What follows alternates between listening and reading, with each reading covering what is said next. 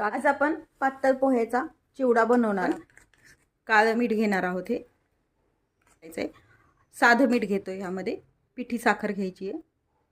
धने जिरे पूड हे एकत्र धने आणि व्यवस्थित छान मिक्स करून घ्या. हा जो तयार केलेला मसाला आहे या पोहेवरती टाकून घ्यायचा. मसाला टाकून व्यवस्थित पोहे मिक्स करून घ्यायचे.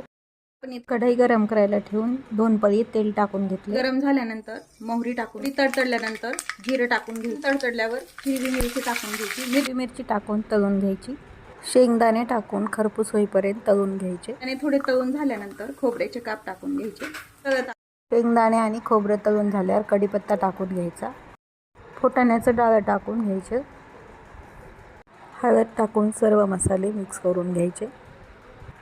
तडक्यामध्ये मसाला लावलेली पोहे टाकून घ्यायची. एकत्र मिक्स करून घ्यायचेत. आपल्याला चिवडा आपण व्यवस्थित छान मिक्स करून घेतलेला आहे आपला पातळ पोहेचा एकदम